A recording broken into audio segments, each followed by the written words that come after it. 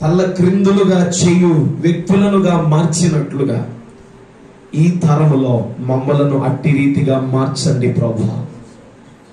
ఒక నిప్పు కణము వలె, అభిషేకించబడిన యాజక సమూహము వలె మమ్మలను రూపాంతరపరచుము దేవా. హల్లెలూయా. నీకే కృతజ్ఞతలు. ముందున్న సమయంలో కొన్ని నిమిషాలు నీ వాక్యమును ధ్యానిస్తూ ఉండగా మా అందరితో కూడా మీరు మాట్లాడుతున్నాను. యేసు క్రీస్తు నామములో ప్రార్థించి అడిగి పొందుకొని ఉంటున్నాము తండ్రి. బిగ్గరగా ఆమేన్ చెప్దామా? ఆమేన్. హల్లెలూయా. చాలా సంతోషం. ఈ రాత్రికాల సమయంలో మనం కలిసి దేవుని నామాన్ని మహిమపరచడానికి దేవుడు చక్కటి సమయమును అవకాశమును మనకు అనుగ్రహించారు. ఈ ఆరాధనలో పాలు పంపులు పొందుతున్న మనందరి జీవితముల మీద దేవుని యొక్క ప్రత్యేకమైన కృప నిలుచునుగాక. హల్లెలూయా. చూడండి, దేవుని సన్నిధికి వస్తున్న ప్రతిసారి మనలో ఒక బలమైన ఆశ కలిగి ఉండాలి. మనం చెప్పండి, ఏం కలిగి ఉండాలి? ఆశ ఉండాలి మనలో. ఎందుకని? ఆశ గల ప్రాణమును దేవుడు ఏం చేస్తాడు? తృప్తిపరుస్తాడు. నువ్వు ఆశతో రావాలి. అనాశక్తితో, నిర్లక్ష్యపు వైఖరితో మనం దేవుని సన్నిధికి రాకూడదు. కొన్ని సమయాల్లో మనలో ఆశ చచ్చిపోతుంది. ఎందుకంటే అపవాది అయినటువంటి సాతానుడు వాడి యొక్క కుయుక్తి ఏంటంటే, నువ్వు దేవునితో సహవాసం చేస్తే, నువ్వు దేవుని సన్నిధిలో ఉంటే, నువ్వు ప్రార్థన సహవాసములోనికి అడుగు పెడితే నువ్వు రూపాంతరం చెందుతావు. వాడిని ఎదిరించే శక్తిమంతుడిగా మార్చబడతావు. వాడి పన్నాగములని విరగగొట్టే ఒక వీరోచితమైన వ్యక్తిగా మార్చబడతావు. నువ్వు అలా మారడం ఎవరికి ఇష్టం ఉండదు కదా? సాతానుడికి ఇష్టము ఉండదు. కాబట్టి నీలో అనాశక్తిని పెడతాడు, నీలో బలహీనతలను పెడతాడు. ఏం వెళ్తాంలే అన్నట్టుగా అలాంటి ఆలోచనలు పెడతాడు. వాటన్నింటినీ అధిగమించి ఎవరైతే దేవుని సన్నిధిలో కనబడుటకు సిద్ధ మనస్సుతో వస్తారో వారిని దేవుడు తన ఆత్మశక్తితో నింపి ఈ లోకమునకు వెలుగుకరమైన వ్యక్తులుగా మారుస్తాడు. ఆమేన్. మనమందరము అట్టి గుంపులో నిలుచుదముగాక. బిగ్గరగా ఆమేన్ చెప్తారా? ఈ రాత్రి కొన్ని నిమిషాలు దేవుని యొక్క వాక్యాన్ని మనం ధ్యానం చేద్దాం. మనం యాకోబు రాసిన పత్రికను ధ్యానం చేస్తా ఉన్నాం. We are meditating the book of James. యాకోబు గ్రంథాన్ని లేదా యాకోబు పత్రికను మనం ధ్యానం చేస్తా ఉన్నాం. నేను ప్రారంభపు ఈ పత్రిక యొక్క ఆరంభంలో నేను ఈ పత్రిక యొక్క బ్యాక్గ్రౌండ్ నేపథ్యాన్ని నేను మీకు పరిచయం కూడా చేశాను. యాకోబు ఎవరు అంటే, యేసుక్రీస్తు ప్రభువారు కన్య అయిన మరియకు పుట్టిన తర్వాత యోసేపుకు మరియకు మరికొంతమంది పిల్లలు ఉన్నారు. సో వారిలో యాకోబు కూడా ఒకడు. సో ఈయన స్వయాన యేసుక్రీస్తు ప్రభువారి యొక్క భూ సంబంధమైన సహోదరుడు. ఈ యాకోబుతో పాటుగా యేసుక్రీస్తు ప్రభువారికి ఉన్న మరొక భూ సంబంధమైన సహోదరుడు యోధ. వీళ్ళిద్దరూ క్రొత్త నిబంధన గ్రంథంలో 2 పత్రికలు రాశారు. అలాగే ఈ యాకోబు యేసుక్రీస్తు ప్రభువారు బ్రతికి ఉన్న దినములలో యేసుని విశ్వసించలేదు, అంగీకరించలేదు. ఆయనను వెర్రివాడిగా వీళ్ళు ఎంచారు. మతి భ్రమించిందేమో అన్నట్టుగా చూశారు. కానీ యేసయ్య మరణించి పునరుత్థానుడైన తర్వాత ఈ యాకోబు యేసుని అంగీకరించడం, శిష్యులతో కలిసి పరిచర్యలో వాడబడడం, యెరూషలేము సంఘములో ఒక కీలకమైనటువంటి పాత్రను ఈయన పోషించాడు అనే విషయాన్ని కూడా మీకు పరిచయం చేశాను. అంత మాత్రమే కాకుండా పరిశుద్ధాత్మ దేవుడు యాకోబుని ప్రేరేపించి యెరూషలేములో చెలరేగినటువంటి హింసను బట్టి సంఘము అనేక ప్రాంతాలకు చెదిరిపోయింది. అలా చెదిరిపోయిన వేళ వాళ్ళందరినీ ధైర్యపరచడానికి, బలపరచడానికి, విశ్వాసములో పురికొల్పటానికి ఈ పత్రికను యాకోబు రాశాడు అనే విషయాన్ని కూడా చెప్తూ ఉన్నాను. అలాగే మనం మొదటి వచనాన్ని ధ్యానం చేశాం. మొదటి వచనంలో యాకోబు నేను యేసుక్రీస్తు ప్రభువారి యొక్క సహోదరుడను అని పరిచయం చేసుకున్నాడా? ఏమని పరిచయం చేసుకున్నాడు? నేను దాసుడను. ఆయనకి అన్ని అర్హతలు ఉన్నాయి. గొప్ప చేసుకోవటానికి, ఘనత పొందటానికి, తనను ఘనమైన వ్యక్తిగా పరిచయం చేసుకోవటానికి అవకాశాలున్నా ఆయన అంటాడు, నేను దేవుని యొక్కయు ప్రభు అయిన యేసుక్రీస్తు యొక్కయు దాసుడను. సో దాసుడి యొక్క హృదయం యాకోబు కలిగి ఉన్నాడని చూశాం. అలాగే శ్రమలలో నలగబడుతూ ఆయా ప్రాంతాలకు చెదిరిపోయినటువంటి వ్యక్తుల యొక్క విశ్వాసమును బలపరుస్తూ ఆయన 2వ వచనంలో చెప్పాడు, నా సహోదరులారా, మీ విశ్వాసమునకు కలుగు పరీక్ష ఓర్పుని పుట్టించునని ఎరిగి మీరు నానా విధములైన శోధనలో పడినప్పుడు అది మహానందమని ఎంచుకొనుడి. శ్రమలను ఎలా ఎంచమన్నాడు? ఆనందముగా, మహానందముగా. శ్రమలను చూస్తే ఎవరికైనా భయం. శ్రమలంటే చాలా మందికి విచారం, దుఃఖం, కలవరం. యేసయ్య దగ్గరికి వచ్చి ప్రార్థన అంతా ఆ శ్రమలను గురించినటువంటి విషయాలే మాట్లాడుతూ ఉంటారు. కానీ యాకోబు చెప్పాడు, మీరు క్రీస్తు నిమిత్తం శ్రమ పడుతున్నారు, మీరు క్రీస్తు నిమిత్తమై చెదిరిపోయారు, మీరు క్రీస్తు నిమిత్తమై అనేక విధములైన నానా విధములైనటువంటి శోధనల గుండా మీరు వెళ్తున్నారు. అయితే ఈ విశ్వాస పరీక్షలో మీరు నిలిచినప్పుడు మీరు ఓర్పు కలిగి ఉండండి. సహనము, ఆ విశ్వాస పరీక్ష మీలో సహనాన్ని పుట్టిస్తుందని మీరు ఎరిగి ఉండండి. అంత మాత్రమే కాకుండా ఈ శ్రమలని మీరు మహానందముగా ఎంచుకోండి అని చెప్పాడు ఆయన.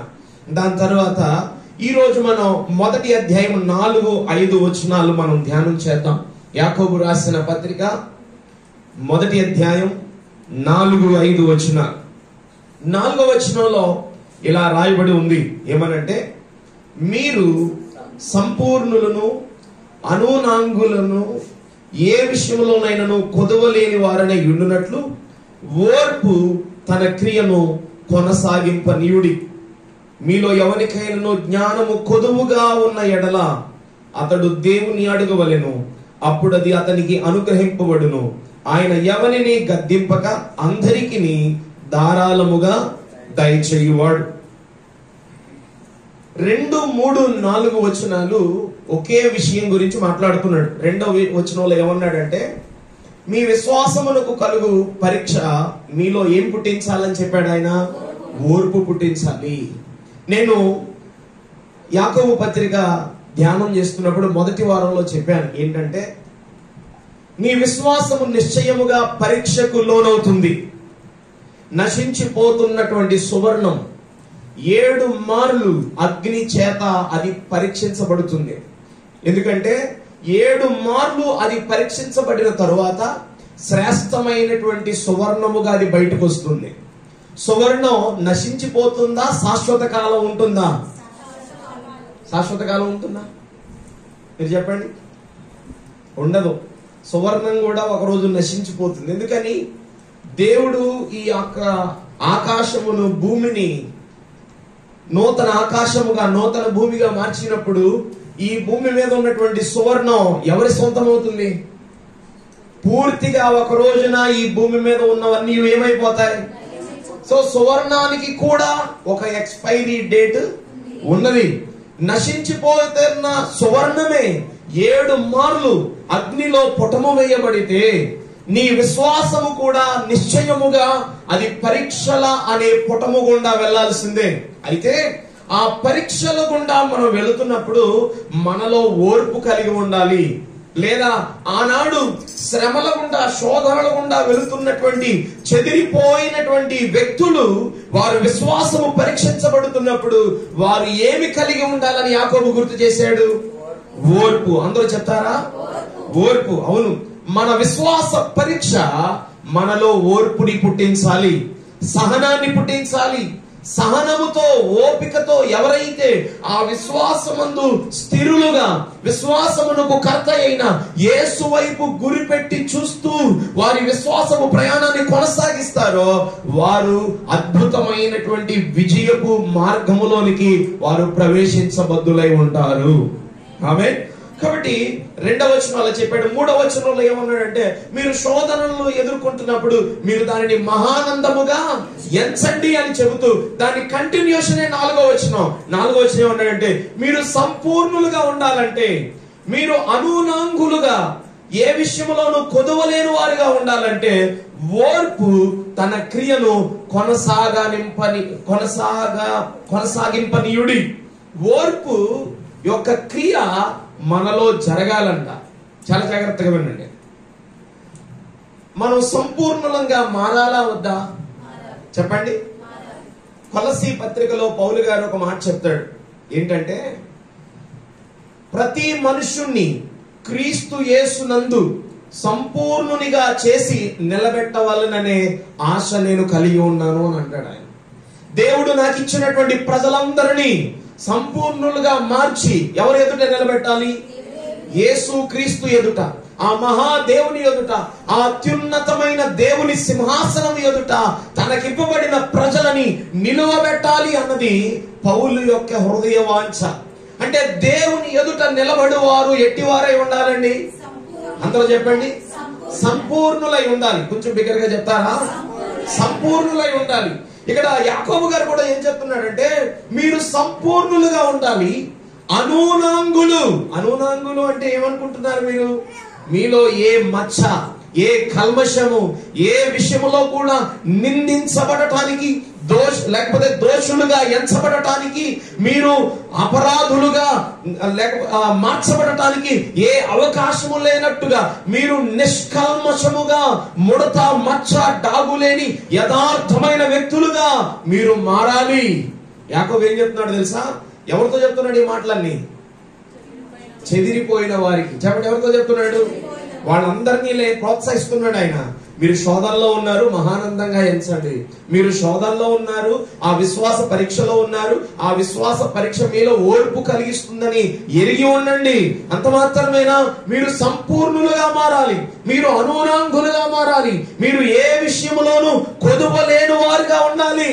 అలా మీరు ఎప్పుడు మారతారంటే, విశ్వాస పరీక్షలో మీరు ఓర్పు అది పుట్టిస్తున్నప్పుడు ఆ ఓర్పు తన క్రియను మీలో కొనసాగింపనీయుడి అనే విషయాన్ని చెప్తున్నాడు. చాలా జాగ్రత్తగా వినండి. యోబు యొక్క జీవితాన్ని మీరు ఆలోచన చేయండి. యోబు జీవితాన్ని, యోబు దేవుని వలన సాక్ష్యము పొందాడు. ఏమని? ఇతడు నీతిమంతుడు, ఇతడు యథార్థవర్తనుడు, అతడు దేవుని ఎడల భయభక్తులు కలిగి చెడుతనమును విసర్జించిన వాడు, అతడిలో నేరారోపణ చేయటానికి, నిందించటానికి, దోషమును మోపటానికి ఎక్కడ అవకాశము లేదు. అంత నిక్కచ్చిగా బ్రతికాడు. ఎవరు? యోబు. అంత మాత్రమేనా? తన కుమారులు కుమార్తెలు ఏదైనా పాపము చేస్తే, లేకపోతే ఏదైనా తెలియక తప్పిదం చేస్తే, వారు నిమిత్తమై ప్రతి అరుణోదయమున దేవునికి బలియాగమును అర్పించేవాడు. అంత గొప్పగా తన భక్తి జీవితాన్ని కొనసాగిస్తున్నప్పుడు అకస్మాత్తుగా యోబు జీవితం శిథిలమైపోయింది, ఖాళీగా మారిపోయింది. కళ్ళ ముందు ఉన్నటువంటివన్నీ పేక మేడల ఒక్కసారిగా నేలకు కూలిపోయినప్పుడు యోబు గురించి బైబిల్ ఏం చెప్పిందంటే, ఆయన తన మాటల విషయంలో ఏమాత్రము పాపము చేయలేదు. మాట్లాడటానికి అవకాశం ఉంది, దేవుడిని దూషించడానికి అవకాశం ఉంది, కానీ యోబు ఎంతో సహనముతో, ఎంతో ఓపికతో ఆ విశ్వాస పరీక్షలో దేవుని ఎదుట మెప్పు పొందగలిగినంత ఓర్పును తన జీవితంలో క్రియారూపకంగా ఆయన చూపించగలిగాడు. యోసేపు జీవితాన్ని మీరు ఆలోచించండి. 12వ ఆయన చాలా యవ్వన కాలంలోనే ఒక దర్శనం ఆయన కలిగి ఉన్నాడు, ఒక కల కన్నాడు. ఆ కల భావాన్ని చెప్పినప్పుడు తన అన్నలు ఆయనని ద్వేషించారు. తన తండ్రి యోసేపుని ఎక్కువగా ప్రేమిస్తున్నాడు, విచిత్రమైన వస్త్రాన్ని తొడిగించాడని పగబట్టి అన్నలే చంపాలని ప్రయత్నం చేసి ఒక బావిలో పడేసి మరలా ఆయనను బయటికి తీసి మార్గం గుండా వెళుతున్నటువంటి కొంతమంది వ్యక్తులకి ఆయనని అమ్మివేస్తే ఐగుప్తులో బానిసగా బ్రతికాడు. పొతీఫర ఇంటిలో నమ్మకంగా ఉన్న చేయని నేరానికి ఐగుప్తు చెరసాలలో జైలు జీవితం గడిపాడు. కానీ ఎక్కడైనా యోసేపు జీవితంలో ఒక్క మాటలోనైనా దేవుడి ఎడల ఆయన కఠినంగా లేకపోతే అవమానకరంగా మాట్లాడిన సందర్భం మనకి కనబడుతుందా? ఇన్ని శ్రమలు ముంచెత్తి వచ్చినప్పుడు యోసేపు అంత నిలకడగా దేవుడి మీద ఆధారపడడానికి గల కారణం ఏమిటంటే అతడు విశ్వాస పరీక్షలో ఉన్నప్పుడు ఓర్పు అతడిలో కలిగింది. ఆ ఓర్పును క్రియారూపకంగా తన జీవితంలో ఆయన కొనసాగించాడు. సంఘమా, శ్రమలు వచ్చినప్పుడు, మనము తట్టబడుతున్నప్పుడు, కొట్టబడుతున్నప్పుడు, నలిగిపోతున్నప్పుడు ఖచ్చితంగా మనం ఉద్రేకాన్ని పొందుకుంటాం. ఏదో అనాలోచితమైన మాటలు మనలో చెలరేగుతూ ఉంటాయి. దేవుని మీద అవమానకరమైన, అనుమానకరమైన మాటలు మన మనసులోనికి వస్తూనే ఉంటాయి. కానీ ఈ రాత్రి యాకోబు ఏం చెప్పాడంటే, మీరు సంపూర్ణులు అవ్వాలంటే, మీరు అనునాంగులుగా ఉండాలంటే, మీరు కొదవలేని వారిగా మారాలి అంటే మీలో ఉన్నటువంటి ఓర్పు తన క్రియను మీ జీవితంలో కొనసాగింపడానికి మీరు అవకాశం ఇవ్వాలి. ఓర్పు క్రియారూపాన్ని దాల్చాలి. అందరూ ఈ మాట చెప్పండి. ఓర్పు అంటే ఏంటి? అది పనిలో పడాలి, పనిలో పెట్టబడాలి. ఓర్పు నీలో ఉంటే సరిపోదు, సహనము నీలో ఉంటే సరిపోదు. మౌనంగా ఉండడం సహనం కాదు, అమాయకంగా ఉండడం సహనం కాదు. ఏమీ తెలియని వెర్రోళ్ళలాగా ఇలా చూడడం కూడా ఏం కాదు, సహనం కాదు. నో నో నో నో నువ్వు కొట్టబడుతున్నప్పుడు, నువ్వు నలగబట్టబడుతున్నప్పుడు, లేకపోతే నువ్వు అలల చేత రేపబడుతున్నప్పుడు, నీ దోనె నింపబడుతున్నప్పుడు కూడా నీ అడుగులు జారిపోకుండా, దేవుని మీద అవిశ్వాసపు మాటలు మాట్లాడకుండా, నీవు వెళుతున్న మార్గములో నాతో పాటుగా నన్ను పిలిచిన దేవుడు తోడుగానే ఉన్నాడు అని ఓపికతో, ఓర్పుతో ఆ శ్రమలలో ఎదురీడడమే నిజమైన ఓర్పును కలిగి ఉండడము. హల్లెలూయా. సో ఈ రోజున క్రైస్తవ సంఘాలలో ఓర్పును క్రియారూపములో పెట్టే వాళ్ళు చాలా తక్కువైపోయారు. ఎందుకంటే ఆవేశపూరితమైన ధోరణి, అనాలోచిత పూరితమైనటువంటి ధోరణి, లేకపోతే తొందరపాటుతో కూడినటువంటి ధోరణి ఈ రోజున చాలా ఎక్కువైపోయింది. కానీ ఆ రోజున వారు మనకంటే తీవ్రమైన శ్రమల గుండా వెళ్ళారు. ఎవరు? ఆదిమ సంఘ బిడ్డలు. వారితో చెప్తున్నాడు, రే నాయన, మీరు అధైర్యపడకండి, మీరు కృంగిపోకండి. మీ విశ్వాస పరీక్షలో మీలో ఓర్పు పుట్టిస్తుంది కదా, ఆ విశ్వాస పరీక్ష. అయితే ఆ ఓర్పును క్రియలుగా మీలో కొనసాగింపనీయుడి. సో ఎవరైతే అలా ఓపికతో, ఓర్పుతో, సహనముతో ఆ ఓర్పును క్రియారూపముగా దాల్చేటట్టుగా జీవిస్తారో అప్పుడు వారు సంపూర్ణులుగా మార్చబడతారు. ఆమేన్ చెప్తారా? అంటే నువ్వు సంపూర్ణులుగా మారాలి అంటే నీకేమి రావాలి? ఓర్పు కాదు, శ్రమలు రావాలి. చెప్పండి, ఏమి రావాలి? శ్రమలు రావాలి. వీళ్ళు శ్రమల్లో ఉన్నారా లేకపోతే గట్టు మీద ఉన్నారా? చెప్పండి, శ్రమల్లో ఉన్నారు. శ్రమలో వచ్చాయి కాబట్టి చెప్తున్నాడు, ఈ శ్రమలన్నీ మిమ్మల్ని సంపూర్ణులుగా మార్చడానికి, ఈ శ్రమలన్నీ మీలో కొదవలేనట్టుగా మార్చడానికి, ఈ శ్రమలన్నీ మిమ్మల్ని ఇంకా స్థిరపరచడానికే. ఆ శ్రమలు ఒట్టిగానే వచ్చాయా? ఖచ్చితంగా విశ్వాస పరీక్షలన్నీ మీలో ఓర్పును పుట్టిస్తాయని మీరు గుర్తెరగండి. ఆ ఓర్పుని క్రియారూపకంగా మీరు కొనసాగించండి. ఖచ్చితంగా మీ కొరకు సిద్ధపరచబడిన కిరీటాన్ని దేవుడు మీకు అనుగ్రహిస్తాడు. హల్లెలూయా అని 4వ వచనంలో చెప్తా. 5వ వచనం చూడండి. మీలో ఎవనికైనను జ్ఞానము కొదువుగా ఉన్న ఎడల అతడు దేవుని అడగవలెను, అప్పుడు అది అతనికి అనుగ్రహింపబడును. ఆయన ఎవరిని గద్దింపక అందరికి ధారాళముగా. ఏ జ్ఞానం కావాలి? ఏ జ్ఞానాన్ని అడగమన్నాడు? ఇంతకాలం మనం ఏమని అర్థం చేసుకున్నామంటే, ఎలా జీవించాలో, ఎలా చదవాలో, ఎలా అర్థం చేసుకోవాలో అలాంటి జ్ఞానము కొరకే ఈ మాటని ప్రయోగించాం. ఉదాహరణకి పిల్లల కొరకు ప్రార్థన చేస్తున్నాం, చదువుకునే పిల్లల కొరకు ఈ మాటను ఎత్తిపట్టి మనం ప్రార్థన చేస్తామా, చేయమా? ఏమని? యేసయ్యా, మీలో ఎవడైనను జ్ఞానము కొదువుగా ఉన్న ఎడల దేవుణ్ణి అడగండి అని చెప్పారు కదా. ఇదిగో మా పిల్లలకి చదువు విషయంలో జ్ఞానమును ఇవ్వండి అని ప్రార్థన చేసామా లేదా? అయితే ఈ మాట చదువు కొరకు జ్ఞానం అడగమని చెప్పిన మాట కాదు. అర్థమైందా మీకు? ఈ మాట ఎందుకు చెప్పాడో తెలుసా యాకోబు? ఏ జ్ఞానం కావాలి? ఇప్పుడు శ్రమల్లో ఉన్నవాడికి చదువుకునే జ్ఞానం కావాలా? మీరు ఆలోచించండి. అసలు కాంటెక్స్ట్ ఏంటి, సందర్భం ఏంటి, వారు ఏ స్థితిలో ఉన్నారు? ఇప్పుడు శ్రమల్లో ఉన్నోడికి ఎల్ఎల్బి చదివే జ్ఞానం కావాలా, మెడిసిన్ చదివే జ్ఞానం కావాలా, ఇంజనీర్ అయ్యే జ్ఞానం కావాలా? ఏ జ్ఞానము గురించి అడగమని యాకోబు వారిని ప్రోత్సహించాడు చెప్పనా? ఏ జ్ఞానాన్ని అడగమన్నాడో తెలుసా? శ్రమలలో నేను ఎలా నిన్ను వెంబడించాలో ఆ జ్ఞానము నాకు కావాలి. అర్థమైందా మీకు? పరిస్థితులు ప్రతికూలంగా ఉన్నప్పుడు నా విశ్వాసాన్ని ఎలా కాపాడుకోవాలో ఆ జ్ఞానం నాకు కావాలి. ఎందుకంటే వీరికి చదువు సంబంధమైన జ్ఞానం ఇక్కడ అవసరం లేదు. ఏమండి, ప్రతికూలమైన పరిస్థితుల్లో వారు ఉన్నారు. అపవాది అయినటువంటి సాతానుడు వారిలో బలహీనతలను పుట్టించి దేవుని మీద నుండి వారి నమ్మకాన్ని నీరుగార్చే ప్రయత్నం చేస్తున్నాడు. పరిస్థితులు వాస్తవమే, శ్రమలు వాస్తవమే, బాధలు వాస్తవమే. వారు ఇల్లు వాకిలి అన్నిటినీ వదిలిపెట్టి ఎక్కడికో చెదిరిపోవడం అన్ని వాస్తవమే. అయితే మీరు ఊహించని పరిణామాలు నీకు ఎదురు పడినప్పుడు, నువ్వు ఏ తప్పు చేయకుండా అపరాధిగా ఎంచబడినప్పుడు, నీవు కలలు కన్న కలలన్నీ ఒక్కసారిగా అవి ఆవిరైపోయినప్పుడు, నీ ఆశలన్నీ సమాధి అయిపోయినప్పుడు, ఇంకా విశ్వాసపు శిఖరము మీద, విశ్వాసం అనే పునాది మీద నువ్వు ఎలా నిలబడాలో నీకు తెలీదా? అయితే నీవు జ్ఞానమునివ్వమని దేవుడిని అడగండి. అది చెప్తున్నాడు యాకోబు. ఈ జ్ఞానం మనకు అవసరమా కాదా? ఏ జ్ఞానం ఇది?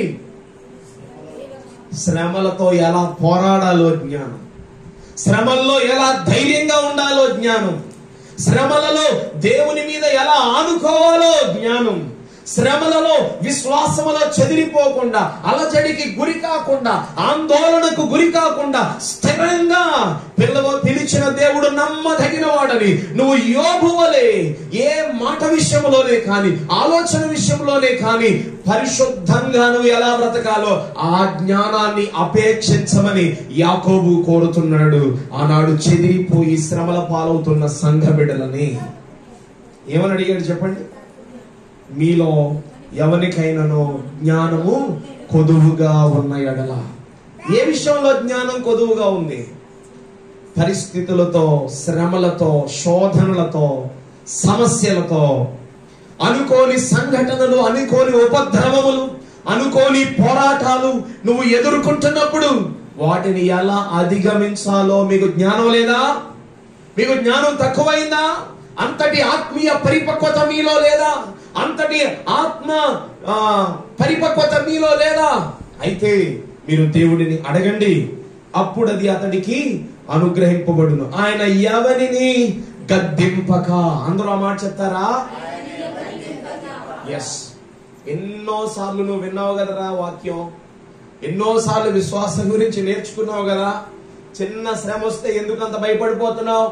చిన్న శ్రమ వస్తే, చిన్న సమస్య వస్తే, చిన్న పోరాటము, శోధన వస్తే ఎందుకు అలా తల్లక్రిందులైపోతున్నావు అని దేవుడు ఎవరిని ఏం చేయడంట? గద్దించడంట. ఎందుకంటే ఆ జ్ఞానము లేదు కాబట్టే మనం ఈ రోజున కలవరానికి గురవుతున్నాం. ఆ జ్ఞానము లేదు కాబట్టే ఈ రోజున మనము సమస్యలకు భయపడి పారిపోయే ప్రయత్నం చేస్తున్నాం. ఆ జ్ఞానము లేదు కాబట్టి ఈ రోజున శోధనలలో విశ్వాసాన్ని ఎలా సాధన చేయాలో మనకి అర్థం కావడం లేదు. ఆనాడు ఆ ప్రజలతో చెప్తున్నాడు, నాయనా మీరందరూ శోధనల గుండా వెళ్తున్నారు కదా, అయితే వాటిని ఎలా అధిగమించాలో మీకు అర్థం కావట్లేదా? మీకు జ్ఞానం సరిపోవట్లేదా? మీకు ఆ పరిపక్వత లేదా? ఆ ఆత్మ సంబంధమైన అనుభవాలు, దేవునితో గడిపే సమయాలు, లేకపోతే దేవుని దగ్గర ఓపికను పొందుకునే అనుభవాలు మీకు లేవా? మీరు అడగండి. ఆయన నిన్ను గద్దించేవాడు కాదు, నిన్ను దూరం పెట్టేవాడు కాదు, నిన్ను చీకొట్టేవాడు కాదు. ఎన్నిసార్లు చెప్పాలరా నీకు తెలివి లేదా అని నీ బలహీనతను, నీ బుద్ధిహీనతను నీ ముందు పెట్టి నిన్ను నిరుత్సాహపరిచేవాడు అంతకంటే కాదు. అడిగిన వాటికి ఆయన ధారాళముగా దయచేయువాడై ఉన్నాడు. హల్లెలూయా. సంఘమా, ఈ రోజున నువ్వు ఏ శోధన గుండా వెళ్తున్నావు? నీ శ్రమ ఏంటి? నువ్వు ఏ విషయంలో నలుగుతున్నావు? ఏ మార్గంలో దేవుడు నిన్ను తీసుకుని వెళ్తున్నాడు? అయితే ఆ శ్రమలలో మీరు మహానందంగా ఎంచండి. ఎందుకని? ఆ శ్రమలే నిన్ను సంపూర్ణునిగా మారుస్తాయి కాబట్టి. గమనించండి, గోధుమ గింజ నలగకపోతే అది ఆహారం అవుతుందా? చెప్పండి, కాదు. ఒలీవ గింజ నలగకపోతే, దంచబడకపోతే దానిలో ఉన్న శ్రేష్టమైన నూనె బయటికి వస్తుందా? భూమిలో విత్తబడిన విత్తనం చచ్చిపోకపోతే దానిలో ఉన్నటువంటి జీవపు మొలక బయటకు వస్తుందా? చచ్చిపోవాలి. నువ్వు శోధించబడుతున్నప్పుడే, నువ్వు శ్రమలతో నలుగుతున్నప్పుడే, నువ్వు కొట్టబడుతున్నప్పుడే, సమస్యలు నిన్ను వెంటాడుతున్నప్పుడే దాన్ని నువ్వు ఎలా అర్థం చేసుకోవాలంటే, ఇంతకాలము నేను సంపూర్ణుడని అనుకున్నాను, నేను సంపూర్ణుని కాను, ఈ శోధనలు నన్ను యేసయ్య ఎదుట సంపూర్ణుడిగా నిలబడతాయని వాటిని బట్టి నువ్వు మహానందముగా ఎంచాలి. హల్లెలూయా. అంటే శోధనలు నిన్ను ఎలా మారుస్తాయి? సంపూర్ణుడిగా, అనూనాంధునిగా, కొదవలేని వారిగా. ఏ విషయంలో? ఆత్మీయతలో, విశ్వాసములో, పరిశుద్ధతలో, దేవుని గురించిన జ్ఞానములో, దైవ సంబంధమైన నియమముల గురించినటువంటి విషయములలో నీవు కొదవలేని వ్యక్తిగా, ఆత్మీయతలో పరిపక్వత కలిగిన వ్యక్తిగా మార్చేవి ఈ భూమి మీద దేవుడు నీకు ఏవైనా పాఠశాల ఉందా అంటే ఆ పాఠశాల శోధనల బడి మాత్రమే, సమస్యల బడి మాత్రమే. అక్కడ నువ్వు సంపూర్ణునిగా మారుతావు, నువ్వు అనూనాంగునిగా మారుతావు, నువ్వు కొదవలేని వాడిగా మారుతావు. అంత మాత్రమేనా? ఒకవేళ ఆ పాఠశాలలో నీవు ఉత్తీర్ణత పొందుకునే జ్ఞానం లేకపోతే, యాకోబు వెంటనే చెప్పాడు, జ్ఞానం లేదా? ఏం భయపడకండి, అడగండి అంతే. అడిగితే ఆయన ధారాళముగా ఇచ్చే దేవుడై ఉన్నాడు.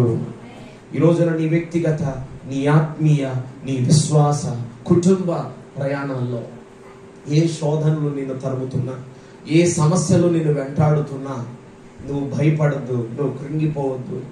నీ ఆత్మీయ పరిపక్వత సరిపోవడం లేదేమో, నీ విశ్వాసపు బలము సరిపోవడం లేదేమో, నువ్వు దేవునితో గడుపుతున్న ఆ సమయము ఇంకా నీలో ఆ తృప్తిని, ఆ యొక్క ఆత్మ సంతృప్తిని నీకు ఇవ్వడం లేదేమో. అయితే ఈ రాత్రి మనం దేవుడిని అడుగుదాం, ప్రభువా శోధనలో పడిపోకుండా, శోధనను జయించే ఆధిక్యత నాకు కావాలి, ఆ జ్ఞానం నాకు కావాలి, నేను సంపూర్ణునిగా మారాలి.